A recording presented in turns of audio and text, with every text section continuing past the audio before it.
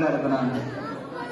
யானை வந்தது, யார் அசிங்கமா பண்ணி வச்சுட்டாங்களே சாமி மேல சொல்லி துணி கையால அந்த ஒட்டை அந்த பந்தலெல்லாம் விலைக்கு வருஷத்தை கிளீன் பண்ணி காவிரி கங்கை நீரை கொடுத்து சாமிக்கு மேல அபிஷேகம் பண்ணி புஷ்ப சாதிக்கு போகும்.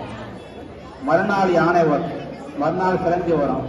பழையபடி யாரோ பாவியத்தை கழிச்சிட்டானே மண்டபத்தில் சொல்லிட்டு திரும்பி எச்சிலால அந்த மண்டபம் விதானம் வைத்து வழிபாடு பண்ணோம். திரும்ப யானை வரும், திரும்பி வளர்ந்து இந்த ஒட்டல் பந்து போட்டு சொல்லிட்டு அதை சுத்தம் பண்ணிட்டு திரும்ப யானை கொடுக்கணும்.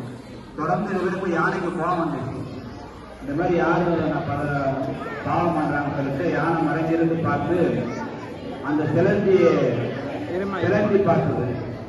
நம்ம செய்யற சுவாமியோட விதானத்தை யார் அழிக்கிறதுன்னு பார்த்து வந்து பார்த்த உடனே யானை வந்தது.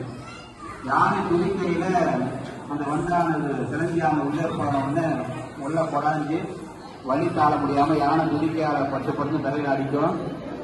யானையும் சிலந்தியும் அங்கே மாண்டு விட்டது.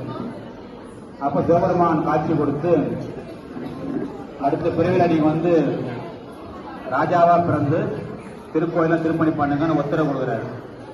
சிலந்தி இந்த யானை தாழ கோயிலுக்கு தான் யானை மேலே ஏறும். சில கோயிலை பார்த்தா மாடா கோயில் சொல்லிட்டு யானை வந்து கோயில் யானை யாராத அளவுக்கு